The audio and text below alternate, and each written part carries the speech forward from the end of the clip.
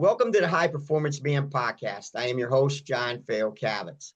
On this show, I interview successful men who have built impressive careers and businesses, founders, CEOs, and senior leaders, and professionals who have operated high level for years. We talk about actually made them successful. The goal is simple, to learn directly from the men who have done it so we can apply those insights into our own careers, businesses, and lives and continue raising our own standard of performance. The show is sponsored by Prime Performance Method.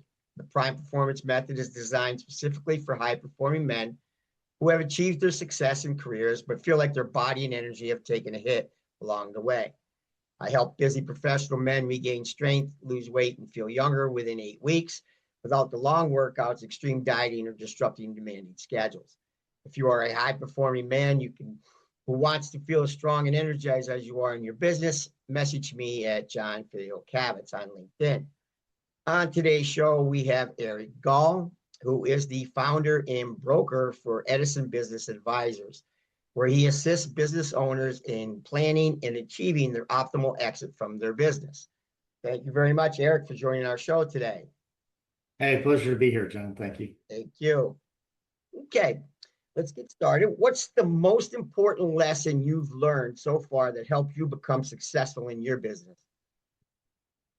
The most important lesson I've probably learned over the years is just to be patient with people, especially business owners. As a business owner myself, patience isn't something that, comes naturally because you're always pushing. And, the one thing that I've learned is that, business owners, we're all busy. And when I'm trying to help someone prepare their business for sale and they have to get all their information pulled together for me and the like, it's not an easy task to run a business and, attempt to prepare it for sale as well. So sometimes that takes, some business owners, up to a month or 2 months, to get their information together. Others, who maybe have office help or what have you that they're involving in the process, might give me the stuff the next day. But I've learned to be very patient with people, understanding that they can't react and turn on a dime every single time I ask for something. Exactly. Okay. Question, Eric, when did you start your own business? And when did you start being the founder of Edison? Well, in 2009, I had a few businesses that I owned myself, and I was exiting those businesses by preparing them to sell. And as I started exiting those, I kind of liked the idea of all that preparation work and, doing it the right way and making sure all the information is really well tied together for a buyer so they know exactly what they're buying, to kind of de-risk the transaction for them. Okay. Because I know in purchasing a business, which I did, 5 years prior, a lot of the information I got was really poorly put together. It was just very weak in nature. So I thought, hey, I can do this a lot better. So in about late 2009, I got licensed in the state of Florida, hung that license with someone who I thought could help mentor me a little bit, and spent about 5 years under him, and decided that maybe I wanted to run his company. So I made him an offer to buy it, and he was intrigued, but his plan was eventually to hand it over to his son-in-law. So at that point in time, when I realized that he was never going to sell it to me, I decided it was time to go on my own. And I did that back at the end of 2014. Haven't looked back. Wow. Well, that's awesome. Okay. Well, then, so would you not, I wouldn't want to say the word chance, but did you fall? I mean, because you said you were doing your business and trying to sell it, right? And Yeah. you just through the process of trying to sell your business, this idea came out. Is that what the idea of going this route with your business, of exiting businesses? It wasn't like I was coming in blind to this business. I worked at Ford Motor Company for 17 years, and part of that was in the business office. A lot of it had to do with, the work that I did had to do with the mergers and acquisitions of Jaguar, Land Rover, Volvo, Mm-hmm. and then the integration of those entities. So, I mean, I understood, from early on, what it takes, to kind of look at a business, evaluate a business, and complete a transaction. Okay. I also, in that experience, got to package some stuff up and sell it off that resulted due to the internet bubble that burst in the late 90s, Yeah. where all those, crazy valuations of, internet-based businesses just never materialized. And so, having gone through that process and then having bought businesses for myself in the mid 2000s, when I left Ford Motor Company, it just kind of was a natural fit to do this. Great. I had the background, the experience, the knowledge, at a much larger level than kind of Main Street and lower middle market, but taking some of those lessons learned and translating them into smaller businesses and, sharing Okay. them with small business owners, kind of, made a lot of sense to me at the time. Beautiful. Beautiful. Beautiful. Okay. My next question. What do you think hinders a lot of men today from reaching their full potential? Oh my gosh, life is so full of distractions. Just trying to get anything done these days, with You had it. That's the phone constantly ringing, stuff flashing on your screen, you name it, just keeping that train of thought, focus, getting yourself organized, is always a challenge, I think, for everyone. okay. So, because today with all this internet and social media and things are just going crazy, focus and Mhm. distractions is probably by far because everybody tries to grab that silver, that brass ring, or that golden ring, and that shiny object, I call it. Okay. The next guy Yeah, comes through and says, well, hey, I can get you this in half the time. All right. We could get $1 million in a month. You know what I mean? yep. And that's probably one of the, so they stop doing one thing and they quit and because they go to the next thing. So they're like all over the place. Would you say that's one of the things? Well, I mean, definitely. I remember when I first started in this business, even under, Bert, who's the mentor I spoke about earlier. Mm-hmm. When I started in this business, I would have people coming to me and say, "Hey, why don't you, you're talking to business owners, so why don't you try to sell them this? And, why don't you try to sell them, this other product? And, and I'll pay you for that." And, I thought about it and I'm like, gee, I don't even, I haven't perfected the craft of, selling them on myself to sell their business for them. Right. So, you know, what benefit is that to me and what benefit is it to, my prospective client to come in there and give them mixed messages about all these different things? I found out really early that, focus on one thing, do it well, do it, better than everyone else, and you have a higher chance of being successful. If you try to be all things to all people, you try to sell them too many different things, you got too many ideas going. I mean, you're just going to confuse them. Get your, know what you're good at, get good at it, right? Yes. Get better at it, be the best. You focus on that, and you should be able to, compete with the best. Beautiful. Beautiful. Would you say that your business is you more of a word of mouth type marketing? It's evolved into that. When I started, my wife and I, we used to send out, gosh, I don't know, 1,000 postcards a month, to business owners. Used to go to tons and tons of networking groups, anything I could to get my name out there. Right. But, when you start having success and win some awards and, I you see them start back there. marketing. Congratulations, man. That's a lot of awards out there. Yeah, you start marketing differently, right? Right. You can do the social media marketing. You can just talk to people. You go back to your past clients, and they're your best salespeople.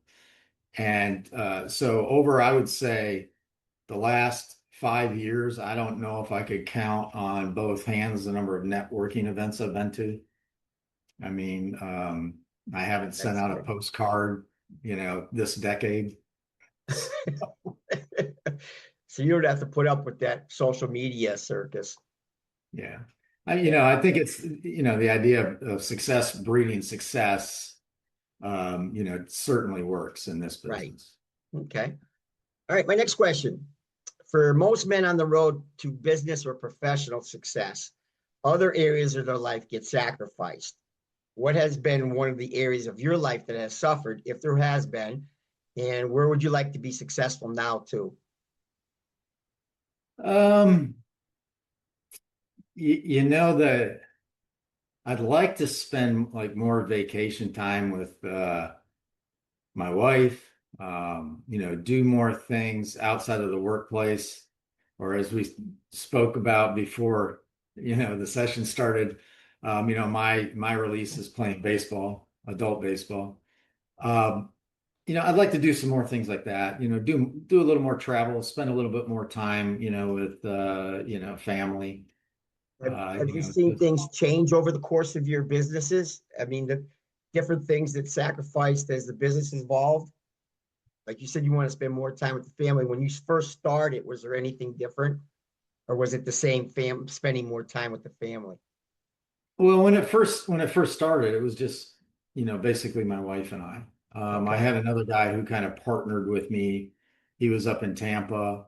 That lasted about 3 or 4 years, and then he started struggling. I think he got caught up in the doing all the other things, and Right. took his eye off the ball, I think, quite a Okay. bit. And I didn't have that problem. So when it was just basically me and my wife helping me from an administrative standpoint, we had a lot more time for travel, had a lot more time, for family and to do things. Mhm. But as the business grew and I started bringing people in underneath me, now I've got a team of 9. Um, Wow. it's Great. it's a lot more difficult, to find those escapes. Okay. Now, I get a question. It's a little bit off, but I like to know about this because in my profession, I do you have a morning routine of any sort that you stick with and because I see when I'm on the podcast and I find people, a lot of them have that routine because that it's like they just drives them, you know what I mean, to the get to the point to where they are. Yeah, I'm a process engineer by trade, so Okay. I've got an industrial engineering degree, and then an MBA on top of it. So, but my initial set of training was all in processes. So whether Okay. it's like an assembly line process at Ford Motor Company, back office processes at Ford Motor Company, you name it, what have it, that's always been a big part, of my mental approach to work. And that is, get yourself organized, get yourself, Hmm. in a cadence. Yeah. So when you talk about a morning routine, I have 5 different morning routines. There's a Monday morning routine, a Tuesday morning routine, Really. Wednesday, Thursday, and Friday. And there's some things that are done, multiple days, but I do have that cadence set up in my mind, and I run it, Right. pretty consistently. Great, great, great. Well, the next question you may have answered already. We'll just, I mean, if this is where it is, but where do you find yourself at peace? Where do I find most of peace? Getting Yeah, between where? the white lines on a baseball field. And I knew you were going to say that when you said that. So it's you. Everything goes away when you're between the lines. oh, absolutely. Yeah, it's all about having fun and competing. That's You your know, and, meditation and wind down. Because see, I'm coaching. I coach lacrosse and football. oh, okay, great. So it's between the lines is where that's where I get everything. I release everything. I mean, I enjoy Oh, it, yeah. and it just that's part of me. That's my DNA. So, but I figured when I asked the question that you're going to say, yeah, baseball was it. Oh, definitely. Is Definitely. there anything anywhere else you like to go or do? You you Um, My wife likes to go to the beach. We're only Okay. about 2 miles from the beach, so it's pretty easy trip down there. So yesterday afternoon, I had a baseball game. And then after the baseball game, grabbed her and she wanted to go to the beach. Just sit down there and relax for a while, and then back to home life. Wow, that's 2 miles away, you said? Yeah, The yeah, beach? yeah. Mhm. What beach Yeah. is that? Bonita Beach, Bonita. Bonita Okay. Beach Road, exit 116 on I-75. Okay. Okay. Great. If you're in Southwest Florida, it's Yeah. No problem. All right. My last question. If you were to give one piece of advice to other men that are on this journey of achieving success, what would that be? routine is so important. You mentioned, you mentioned about, that morning routine and getting yourself on a cadence and, establishing that discipline. I mean, there are days, when I wake up and I'm like, oh my God, I do not want to do this. I just don't have the willpower today to get through it. And then it's like, okay, yeah, just all right. The first thing on that routine is this. Let's just get through that. And then you start getting through one, and then the second, and the third. And then by the time, you're close to being done with your normal routine, you're like, oh, this wasn't that bad at all. you No. know and then you No. start, but it's tough to, keep that mental focus, keep that mental edge on a daily basis. But sometimes you got to force yourself through it. But if you have that routine, you have that cadence down, it's going to help you And a it goes lot. back to what I first question was, what was the lesson you learned, or is distractions. If you have Yeah. that, if you have that morning or that routine and that discipline and that focus, it takes away a lot of your distractions, I would say. I mean, do you agree with that? No question, right? Because you can just say, I'm gonna, the phone rings, I'm not picking it up until I get through these. Right. The crazy emails that pop up sometimes, I'm not gonna look at them until I get through this. There's a set time for that. That's maybe the end of the routine, not right now. Let's just stay focused on this, get that box checked, move to the next one. I mean, you just are much more efficient that way. Absolutely. I totally agree. Well, Yeah. Eric, it's been an absolute pleasure having you on the show. And I want to thank you so much for taking the time to be on. Your answers were very insightful, and I know my audience is going to enjoy it very much. Okay. I And hope as a so. reminder, I hope it will be. Okay. As a reminder to everyone listening, this show is brought to you by the Prime Performance Method, where I help high performing men rebuild their strength, energy, and confidence without sacrificing their careers. If you feel ready to go and feel stronger and successful in your business, message me at John Fayocavitz on LinkedIn. Until the next episode, perform strong in all areas of your life.